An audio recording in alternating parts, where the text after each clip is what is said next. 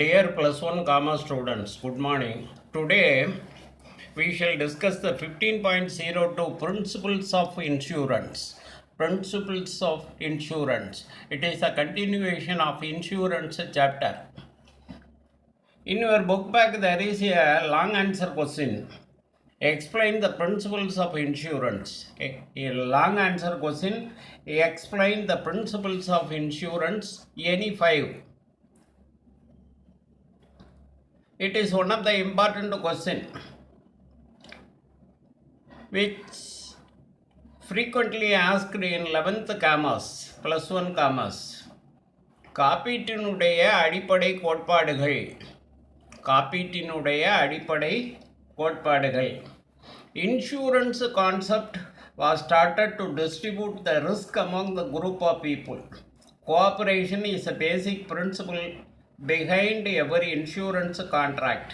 The following are the important principles of insurance. ஏற்படும் இடர பலரால் பகிர்ந்து கொள்வதற்காக ஏற்படுத்தப்பட்டது காப்பீடு. காப்பீட்டினுடைய கோட்பாடுகளை நம்ம இப்போ பார்க்க இருக்கிறோம். The first one is utmost good faith. மிக்க நம்பிக்கை. The first one is utmost good faith. According to this principle, both the insurer and insured, ரெண்டு பேர் இருக்காங்க இல்லையா அந்த ஒப்பந்தத்தில், கான்ட்ராக்டில், insurer and insured. So according to this principle, both the insurer and the insured should enter into contract in good faith. Insured should provide all the information that impacts the subject matter. Insurer should provide all the details regarding the insurance contract.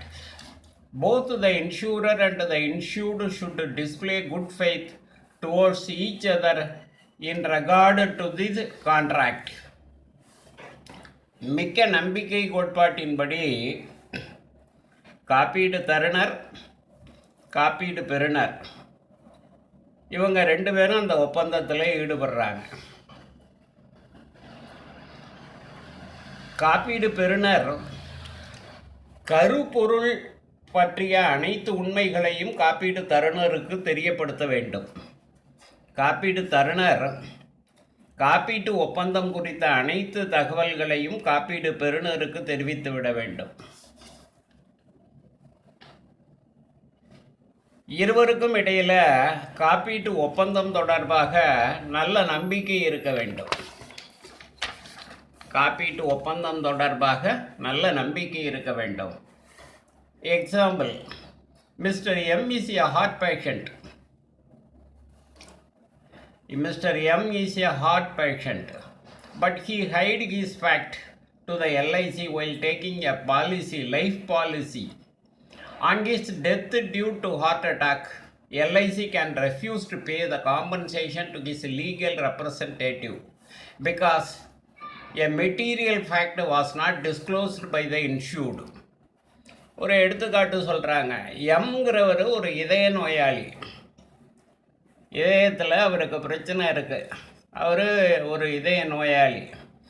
ஆனால் அவர் எல்ஐசியில் ஒரு ஆயுள் காப்பீட்டு உறுதி திட்டாவனா அவருக்காக எடுக்கிறப்ப அதை மறைச்சிட்டார், சொல்லலை.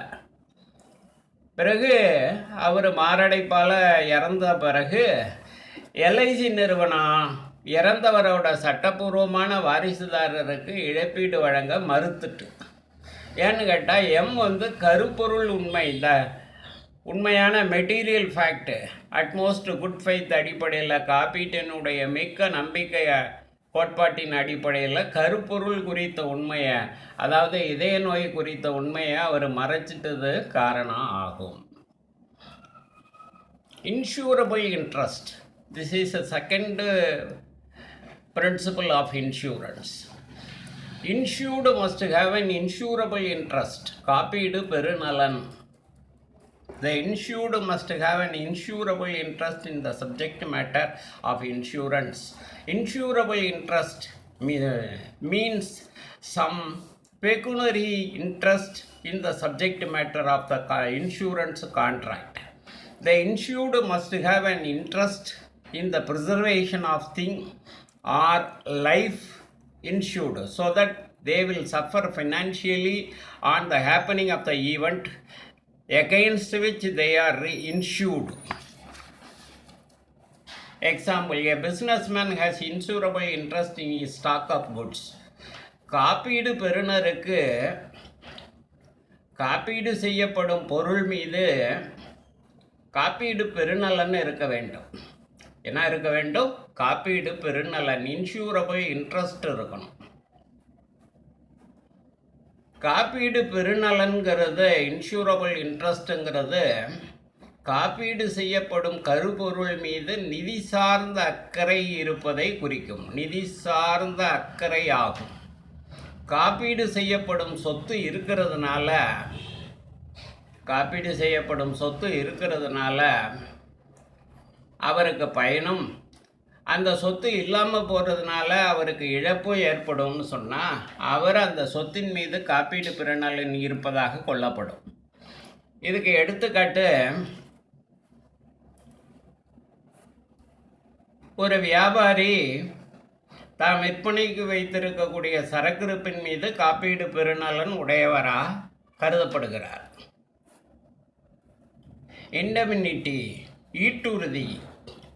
Indemnity means security or compensation against loss or damages.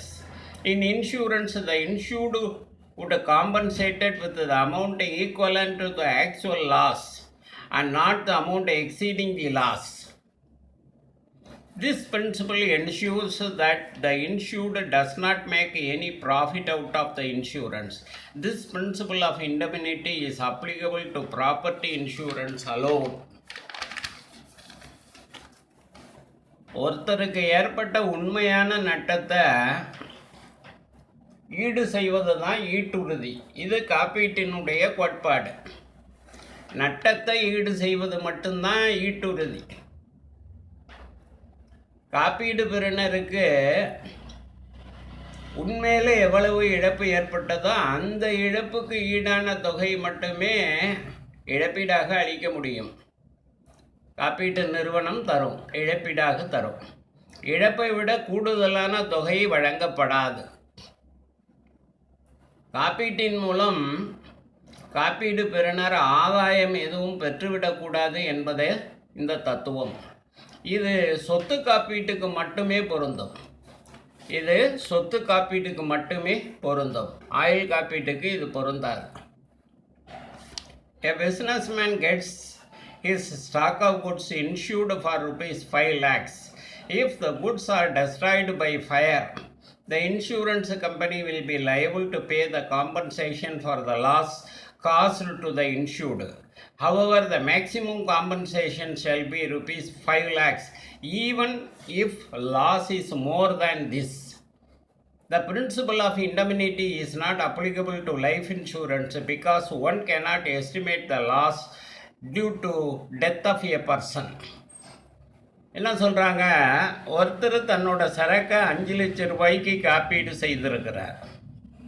5 லட்சம் ரூபாய்க்கு தன்னோட சரக்கை காப்பீடு செய்திருக்கிறார். தீ விபத்து ஏற்பட்டு அழிஞ்சு போச்சு, சேதமாயிட்டு. உண்மையில் எவ்வளோ இழப்பு ஏற்பட்டதோ அந்த இழப்பு தொகை மட்டுமே இழப்பீடாக அவருக்கு அளிக்கப்படும்.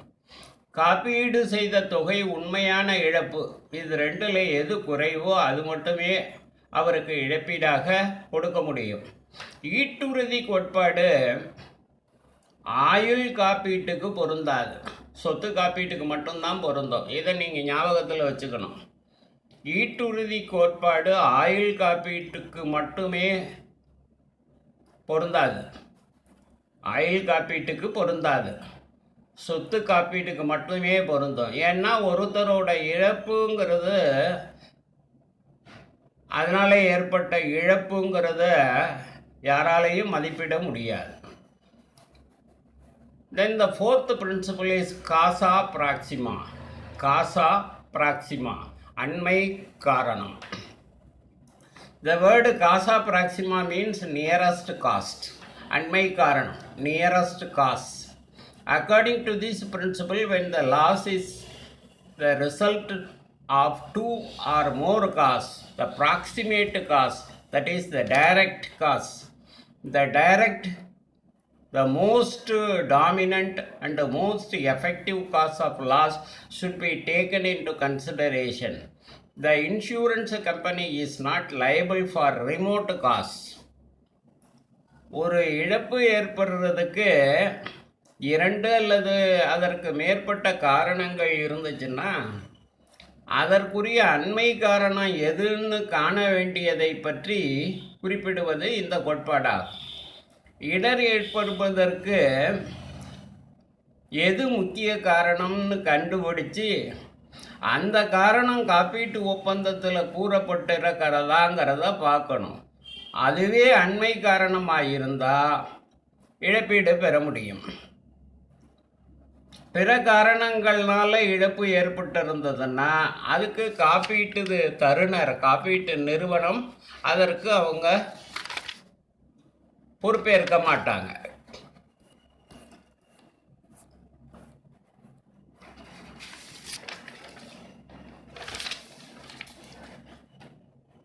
In the previous example, when the fire is accepted as a proximate cause of loss, and if there is no fire and the goods are destroyed due to excessive heat, the insurance company would not be liable to pay the compensation. முன்னாடி குறிப்பிட்ட அந்த எடுத்துக்காட்டில் தீங்கிறது அண்மை காரணமாக இடர் குறிப்பிடப்பட்டிருந்தது. தீங்கிற இடருக்கு எதிராக காப்பீடு எடுக்கப்பட்டிருந்தது. ஆனால் தீப்பிடிக்கல, மிகுந்த வெப்பம் காரணமாக பொருட்கள் அழிந்து போய் இழப்பு ஏற்பட்டுச்சு. அப்போ வேறொரு இடர் அப்படிங்கிறதுனால காப்பீட்டு நிறுவனம் இந்த இழப்புக்கு பொறுப்பேற்காது. காப்பீட்டு நிறுவனம் இந்த இழப்பிற்கு பொறுப்பேற்காது. Then the next one is contribution, பகிர்ந்தளித்தல். The same subject matters may be insured with more than one insurer, then it is known as double insurance.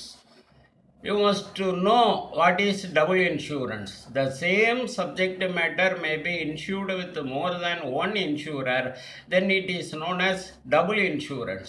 In such a case, the insurance claim to be paid to the insured must be shared and contributed by all the insurers in proportion to the sum assured by each one of them.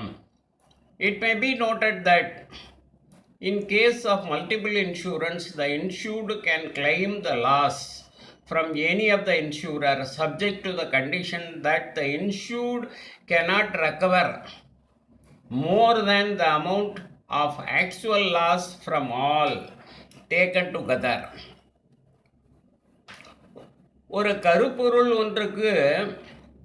ஒன்றுக்கு மேற்பட்ட காப்பீட்டு நிறுவனங்களில் காப்பீடு செய்யப்பட்டிருந்தால் 2 காப்பீட்டு நிறுவனத்தில் 3 காப்பீட்டு நிறுவனத்தில் ஒரே பொருளை காப்பீடு செய்திருந்தால் அதை இரட்டை காப்பீடுன்னு சொல்கிறோம். காப்பீடு பெறுநருக்கு ஏற்படக்கூடிய இழப்பை சம்பந்தப்பட்ட காப்பீட்டு நிறுவனங்கள் அவரவர் செய்திருக்கின்ற ஒப்பந்த தொகைக்கு ஏற்ப விகிதாச்சார அடிப்படையில் பிரித்து கொடுப்பாங்க. ஏன்னு கேட்டால் அந்த செயல் ஈட்டுறுதி கோட்பாட்டை மீறியதாகும். காப்பீடு பெறுநர் தனக்கு ஏற்பட்ட இழப்பு காட்டிலும் கூடுதலான இழப்பீடு பெற முடியாது.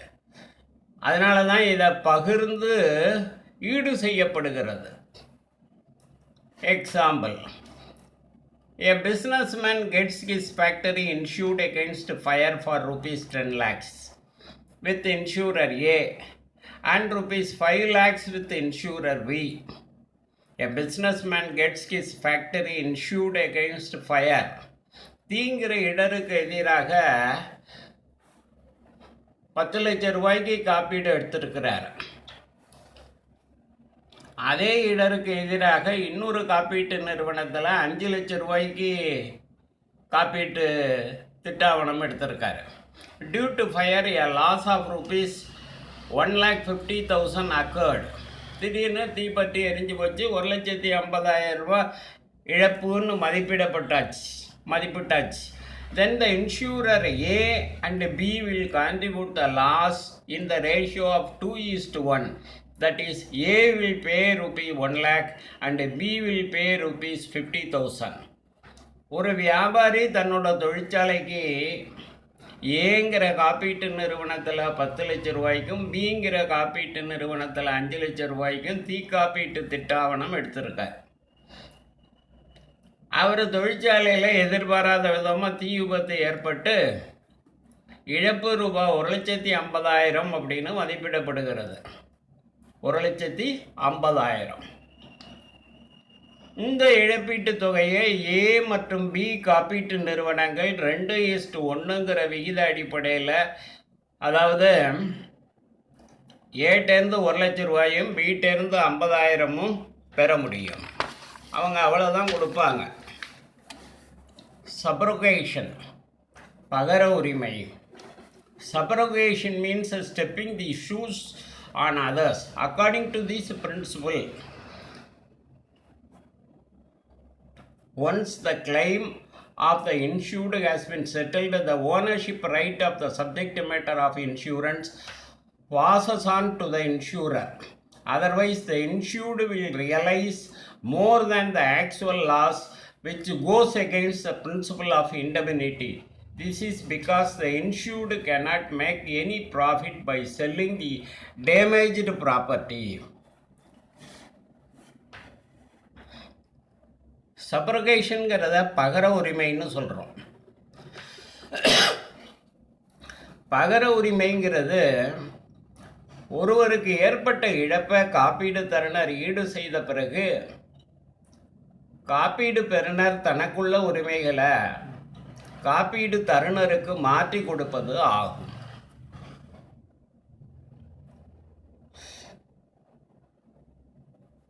காப்பீடு பெறுநர் தனக்கு ஏற்பட்ட உண்மையான இழப்பு காட்டிலும் கூடுதலான ஆதாயம் பெற்றுவிடக்கூடாது.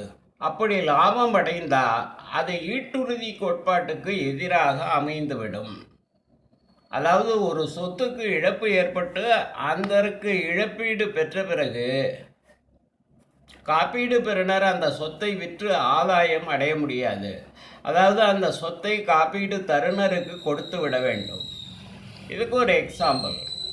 Mister B gets his motor car insured. Some of its parts got damaged at a road accident.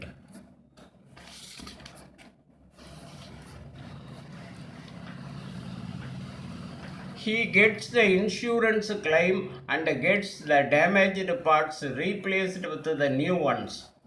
In this case, the damaged parts will be taken by the insurance company.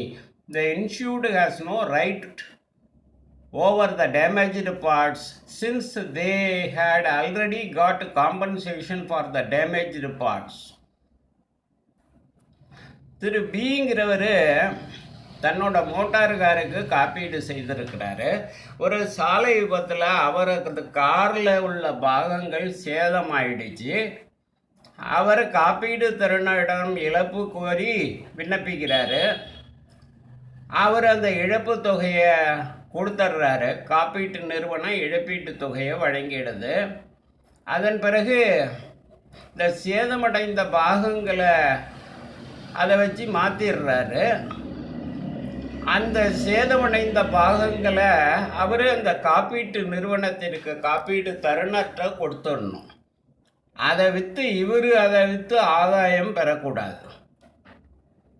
Then the last one is mitigation, இழப்பை மட்டுப்படுத்துதல்.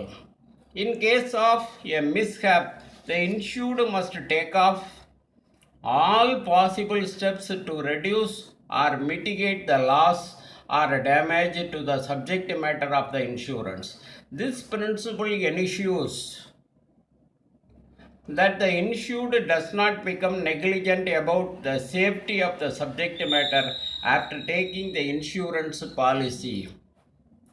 Insured is expected to act in a manner as if the subject matter has been insured. If appropriate steps are taken to save the property, then the insured may not get the full compensation from the insurer. When a factory is insured against fire and theft by insured, when a factory is insured against fire and theft by insured, insured must take all possible precautions and steps to prevent those from the risk. என்ன சொல்கிறாங்க, காப்பீடு பெறுநர் காப்பீடு செய்த கருப்பொருளுக்கு விபத்து ஏற்படும் போது இழப்பை குறைக்கக்கூடிய அல்லது மட்டுப்படுத்தக்கூடிய அனைத்து பணிகளையும் தன்னாலான அனைத்து முயற்சிகளையும் அவர் மேற்கொள்ள வேண்டும். யார் மேற்கொள்ள வேண்டும்? காப்பீடு பெறுநர் மேற்கொள்ள வேண்டும். காப்பீடு பெறுநர் கருப்பொருளுக்கு காப்பீட்டு திட்டாவணம் எடுத்த பிறகு அதன் பாதுகாப்பில் கவனக்குறைவாக இருக்கக்கூடாதுங்கிறது இந்த கோட்பாடாகும். கருப்பொருள் பாதுகாப்புக்கு தேவையான முன்னெச்சரிக்கை நடவடிக்கைகளை எடுக்காத போது விபத்தினால் ஏற்பட்ட இழப்புக்கு காப்பீடு தருணரிடம் இழப்பு பெற முடியாது. Okay students, thank you.